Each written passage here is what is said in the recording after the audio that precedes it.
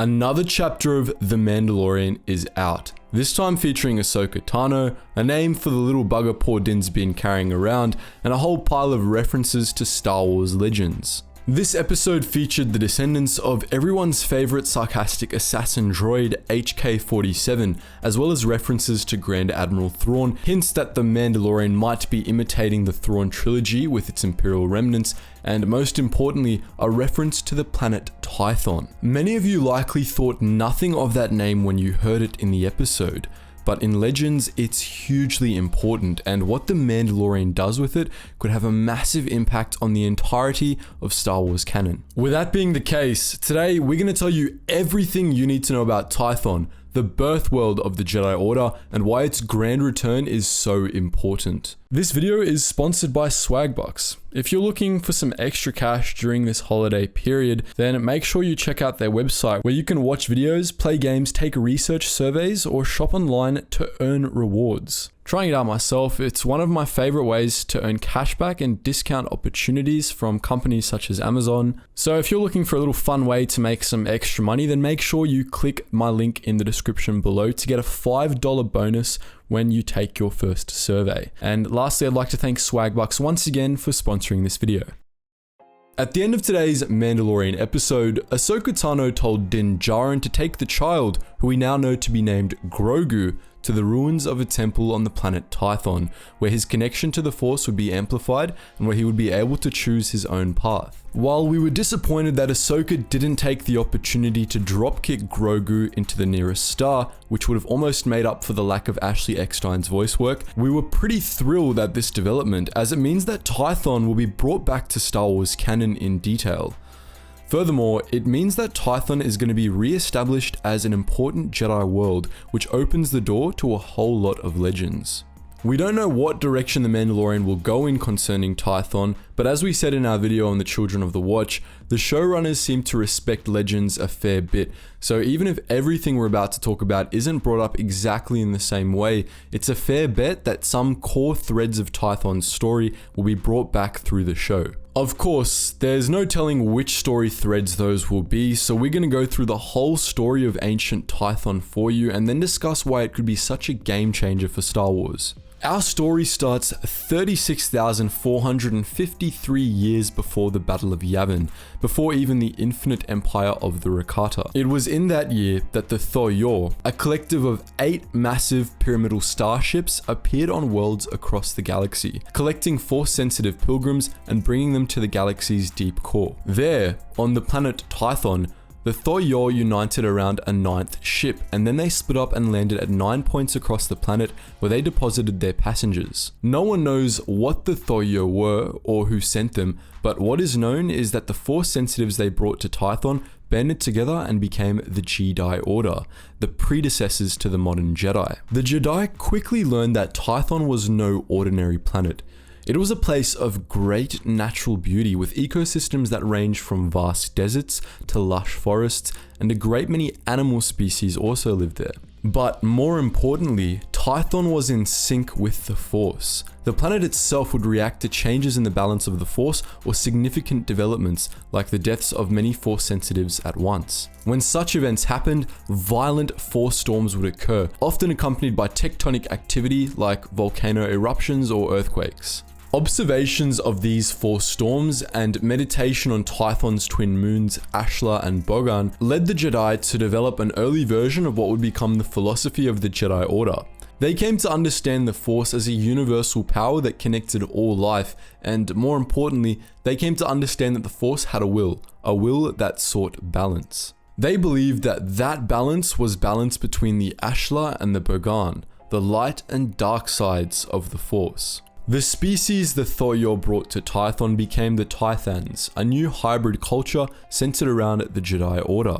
After a few generations, however, non-Force sensitives began to be born to the Tythons, and it was quickly determined that Tython was too dangerous of a place for them to survive on. Thus, the non-Force sensitives built starships and settled the other worlds of the Tython system. Some moved toward the system's star, settling on Sunspot, Malterra, Nox, and Krev Koer. Others moved outwards, settling on Kalamar, Shikwakwa, Shagora, the moons of Aubrey and Moore, and distant Fury's Gate. Force sensitives were brought back to Tython, and the Jedi themselves also settled on Ashla and Bogan. On Tython, the Jedi built 9 great temple cities at the sites of where the Thoyor had landed, each of which came to specialize in a different part of the Jedi training. The youngest Force sensitives would go to Padawan Kesh, the Jedi Academy, where their minds would be open to the Force until they became ready for a master to take them on as an apprentice. Near Padawan Kesh was Bodhi, the Temple of the Arts, and Mahara Kesh, the Temple of Healing. There was also Qui-Gon Kesh, the Temple of Force Skills, Stav Kesh, the Temple of Martial Arts,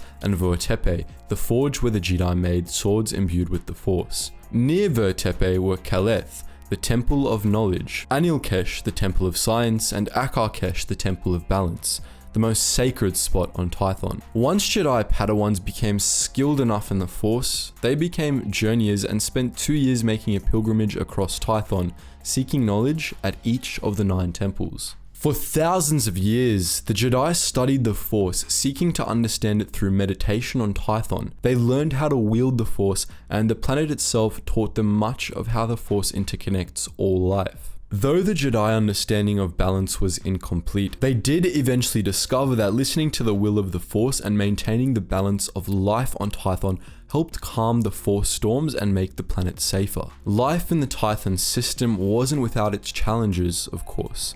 Some of the inhabitants of the settled worlds came to resent the Jedi, resulting in at least one war, from which the Jedi emerged victorious.